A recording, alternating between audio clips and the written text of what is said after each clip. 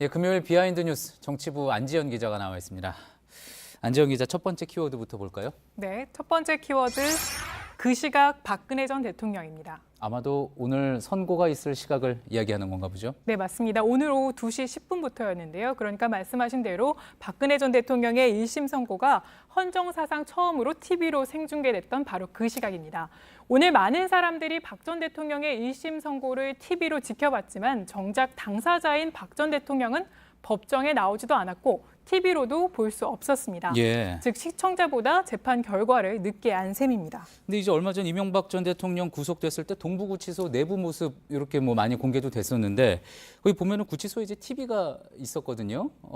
박 전 대통령 같은 경우에는 어땠습니까? 네, TV가 물론 박 전 대통령도 있습니다. 하지만 구치소 TV에서는 주로 녹화된 방송을 틀어주기 때문에 예. 오늘 생중계된 박 전 대통령의 1심 선고는 바로 볼 수가 없는 구조입니다. 예. 바로 뒤에 보이시는 이게 오늘 편성된 편성표인데요. 이 서울구치소를 포함해서 이 교정당국의 오늘 TV 편성표입니다. 아, 이 편성표 직접 구한 겁니까? 네, 그 교정당국에서 이 편성표를 매일 이렇게 업데이트해서 공개를 하는 건데요. 예. 여성 수용자인 박 전 대통령의 편성표대로라면 오늘 2시 10분에는 2시부터는 EBS의 장수의 비결이 편성돼 있습니다. 예, 그렇군요.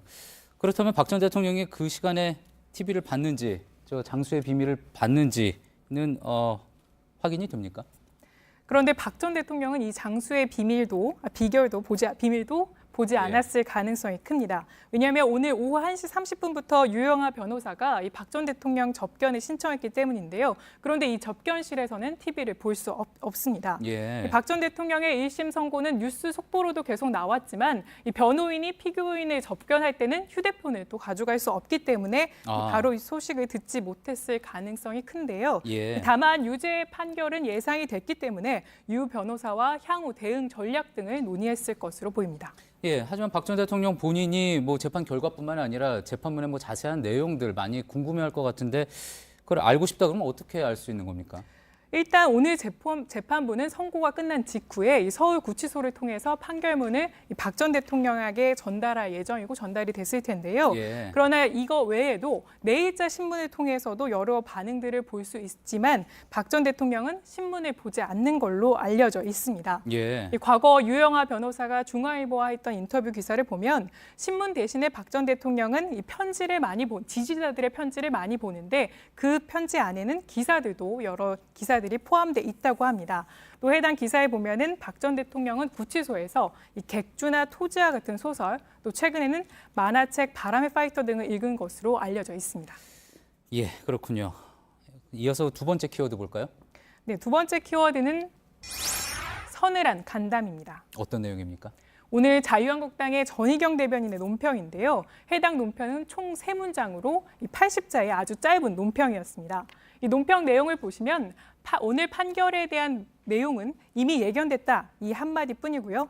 마지막에 오늘 이 순간을 가장 간담 서늘하게 봐야 할 사람은 문재인 대통령이다 이렇게 말한 겁니다. 예, 앞서도 저희가 잠시 보도해 드리기는 했습니다만 이 순간을 가장 간담 서늘하게 봐야 할 사람은 문재인 대통령이다. 이 부분이 논란이 된 거군요. 그렇습니다. 이 전직 대통령의 선고에 난데없이 현직 대통령을 언급해서 이 재판 자체를 정치 보복이다 이렇게 마치 복수하겠다는 뜻으로 의미가 해석될 수 있어서 논란이 됐습니다. 예, 자 그렇게 볼 수도 있을 것 같은데. 그래서 이제 논란이 될 수 있을 것 같은데요. 오늘 이제 박 전 대통령이 유죄 판결을 받은 게 18개 혐의 중에 이제 16개였습니다. 사실 또 그 당시에 여당은 지금은 자유한국당이고요. 어떻게 보면은 그런 판결에 대해서 지금 유죄가 나온 것에 대해서 책임을 반성하는 어떤 그런 논평을 기대했던 분들도 있을 것 같은데요. 그렇습니다. 당시 여당으로서의 언급, 그러니까 사과나 어떤 언급도 없었고요. 때문에 오늘 바른미래당은 이 자유한국당의 반성 없는 태도에 대해서 비난을 했습니다. 예. 오늘 박 전 대통령의 1심 선고는 국정농단과 권력 남용을 방조하고 비호했던 자유한국당을 공범이라고 볼 때 자유한국당에 대한 선고다 이렇게 비판을 한 겁니다. 예. 민주당에서는 이 전희경 대변인의 논평에 대해서 이 번지수가 틀린 논평이다, 한심할 따름이다 이런 반응을 보였습니다. 그렇군요.